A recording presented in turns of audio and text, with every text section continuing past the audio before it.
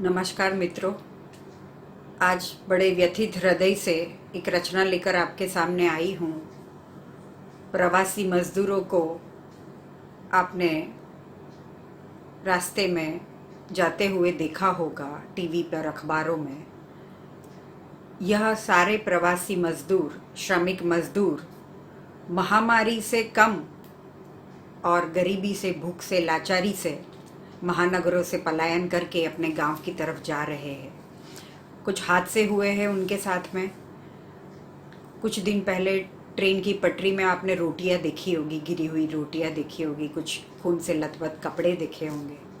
और रास्तों में ट्रक से, बस से जाने वाले, पैदल चलने वाले श्रमिक का हाईवे पर एक्सीडेंट होते हुए भी खबरें आप सुन रहे होंगे, दिख रहे होंगे। इसी विषय पर एक कविता लेकर मैं आपके सामने आई हूँ। चलिए कविता शुरू करते हैं। आज आपको कहने का मन नहीं कर रहा है कि सब्सक्राइब कीजिएगा, लाइक कीजिएगा। आप आज इसे उन सभी लोगों तक पहुंचाइएगा जहां तक इसकी आवाज़ बुलंद हो सकती है।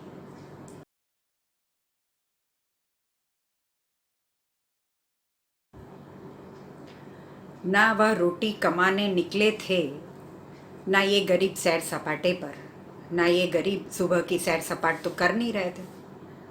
ना यह गरीब सैर सपाटे पर, ना जान जोखिम का डर रहा, ना जान जोखिम का डर रहा, ना महंगाई में लूटे जाने का, ना महंगाई में लूटे जाने का।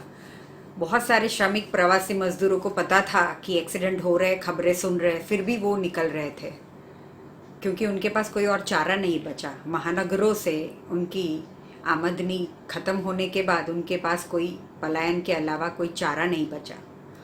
और काला बाजारी से बस की टिकट, ट्रेन की टिकट या ट्रक पर चढ़ने के ज़्यादा पैसे देकर भी वह महंगाई में जितने भी पैसे थे उनके पास, वह सारे खर्च करके भी वह निकल पड़े अपने गांव की ओर, जहां उनके बूढ़े माँ बाप उनकी राह तकते होंगे, बच्चे घर पे छोटे उनकी राह देखते होंगे। वह निकल पड़े। न जान जोखिम का डर रहा, न महंगाई में लूटे जाने का। रूखी सूखी रोटियां लेकर दो कपड़े झोले में भरकर, रूखी सूखी रोटियां लेकर दो कपड़े झोले में भरकर, ढांढस बांधे हौसले भी लदवाए थे, ढांढस बांधे हौसले भी लदवाए थे। कुछ मीलों पैदल निकले थे, कुछ छुप छुप कर कंटेनर टैंकर में, कुछ मीलों पैदल निकले थे, कुछ छुप छुप कर कंटेनर टैंकर में। कुछ वीरान पड़ी ट्रेनों की पटरी पर, कुछ वीरान पड़ी ट्रेनों की पटरी पर, कुछ खचाखच ट्रकों और बसों में, कुछ खचाखच ट्रकों और बसों में। एक ट्रक में 60-70 लोग जा रहे हैं। अब सोच का विचार करके देखिए कि उनको सांस लेने में कितनी तकलीफ हो रही होगी। 24 घंटे तक उन्होंने खाना नहीं खाया, पानी नहीं पिया। खाना तो नसीब ही नहीं है उनके नसीब में। कुछ साइकिल तो कुछ रिक्शों में, कुछ तो श्रवण कुमार बूढ़े लाचारों के। आपने वो फोटो भी देखे होंगे, वो छवि भी देखी होंगी कि बूढ़े माँ बाप को जवान बेटा कंधे पे लिए चले जा रहा है, चले जा रहा है। कितने मीलों, कितने किलोमीटर वह बोझ लिए चले जा रहा है। कुछ तो श्रवण कुमार बूढ़े लाचारों के। एक बेचारे ने खुद को जोता बैलगाड़ी में, एक बेचारे ने खुद को जोता बैलगाड़ी में।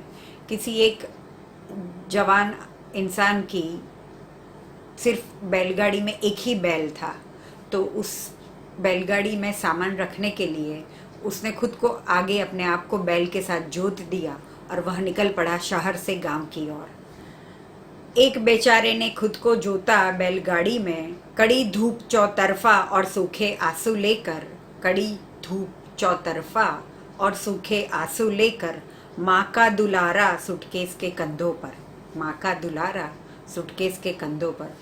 एक बड़ा ही भयावह चित्र मैंने देखा अखबार में कि एक बच्चा साइकिल पे बैठा रो रहा है।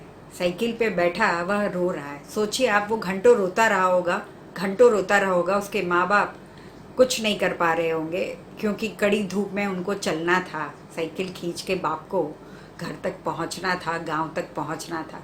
बच्चा 8 घंटा रो रहा है, 10 घंटा रो रहा है, कोई फ़र्क नहीं है। थक के फिर वह उसी साइकिल पे सर रख के सो जाता है। माँ का दुलारा सूटकेस के कंधों पर, भूख उदासी खाली जेब और पैरों के छाले, भूख उदासी खाली जेब और पैरों के छाले, सब निकले बैसाखी पर उम्मीदों वाले, सब निकले बैसाखी पर उम्मीदों वाले। यहाँ ढेरों जमघट इंसानों के मेले थे। इतनी भीड़ लगी थी, बस के ऊपर देखिए, बस की छत के ऊपर देखिए, ट्रक पे देखिए, रास्ते की किनार पे देखिए, हर जगह पर, हर कगार पर इतनी भीड़ लगी थी। यहाँ ढेरों जमघट इंसानों के मेले थे। लूट मची थी खाने पीने जीने की, लूट मची थी खाने पीने जीने की। लंगर थे कुछ बिस्किट पानी खिचड़ी के, लंगर भी थे, किसी ने लंगर भी लगाए थे रास्ते रास्ते पे, मुकाम मुकाम पे, जहाँ मौका मिला इंसानों ने अपनी मानवता शायद दिखाने की चेष्टा की है। लंगर थे कुछ बिस्किट पानी खिचड़ी के। भीड़ भाड़ में मानवता की दौड़ नहीं थी, भीड़ भाड़ में मानवता की दौड़ नहीं थी, कुछ गिने चुने लोगों ने ही सेवा दी थी।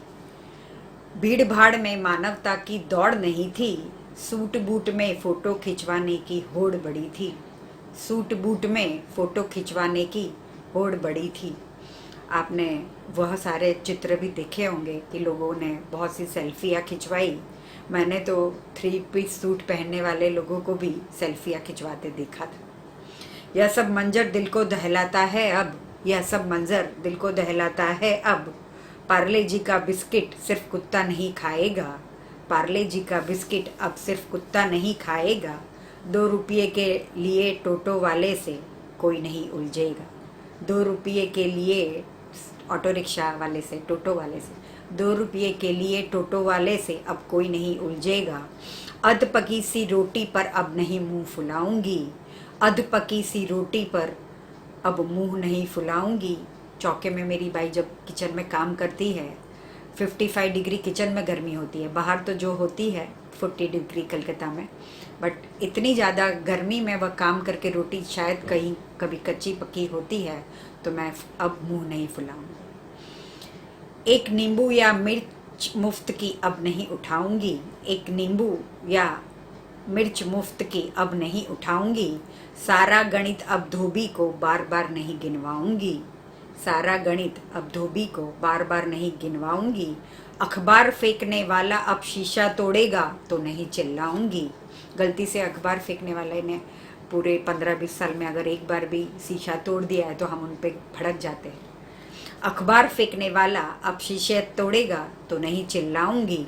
2-4 फटे पैकेट दूध के अब इज्जत से उठाऊंगी, 2-4 फटे पैकेट दूध के अब इज्जत से उठाऊंगी। घर के द्वार पे अगर दूध वाला कभी कभी अगर दूध लीक हो रहा है, ऐसे कोई पैकेट दे जा रहा है, तो भी हम सहन नहीं कर पाते, ऐसे पैकेट को हम उठाते जैसे मरे हुए चूहे को पकड़ा है।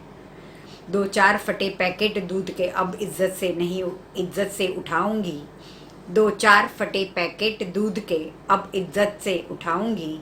सूखी बासी रोटी अब कूड़ेदान में वह नहीं पाएगा, सूखी बासी रोटी अब वह कूड़ेदान में नहीं पाएगा। सुबह जब कचरा वाला आता है तो अन्न का महत्व अब समझ में आता है। रेलवे के ट्रैक पर वो कुछ गिनी चुनी रोटियां देखकर 2-4 कविता मैंने भी लिख दी कोई मैगजीन में और वाहवाही मिली, पर अब मुझे उसकी कीमत समझ आ रही है। सूखी बासी रोटी अब कूड़ेदान में वह नहीं पाएगा। नल से भरकर मीठा पानी जो देने आएगा, नल से भरकर मीठा पानी जो देने आएगा, अब उसे नहीं बताऊंगी मेरे गांव का पानी इससे मीठा है, अब उसे नहीं बताऊंगी मेरे गांव का पानी इससे मीठा है। सोसाइटी में, शहरों में, बड़े महानगरों में आपने देखा होगा कहाँ कहाँ पे मीठे पानी के टैंकर के कैरबे आते हैं घर पे देने के लिए। तो उसी का चित्रण था कि अब मैं उससे बहस नहीं करूँगी, उसका पानी मुझे जैसा भी लगे, चाहे वो नल से कहाँ से भर के लाता है, मैं उससे बहस नहीं करूँगी और ना ही उसे बताऊँगी कि मेरे गांव का कुएं का पानी तो इससे भी ज़्यादा मीठा है। कुछ साल में यह हाथ से घर भूल जाऊँगी, कुछ साल में यह सारे हाथ से महानगरी से पलायन करने वाले, महानगरी से निकलने वाले, उनको निकाला जा रहा है, वो सारे ही श्रमिक मजदूर की कहानी अगर मैं भूल जाऊँगी। कुछ सालों में यह हाथ से घर भूल जाऊँगी, चाकू तेज कराने वाले से खुद को नोक पर रखवाऊंगी, चाकू तेज कराने वाले से खुद को नोक पर रखवाऊंगी। मित्रों, कुछ भावनाएं यहाँ वक्त व्यक्त की है मैंने, कुछ रचनाएं आत्मा से लिखी जाती है, कुछ दुख से, कुछ पीड़ा से। आप मुझे ज़रूर कमेंट बॉक्स में बताइएगा यह आपको कैसी लगी। और सभी श्रमिक प्रवासी मज़दूरों को मेरा सलाम है। आपकी भी दुआ और सलाम उन तक पहुँचे, इसलिए इस कविता को, इस मंच को, यूट्यूब के मंच को आप सभी को पहुँचाइए, सभी सुन पाए, सभी को आप भेजिए। नमस्कार।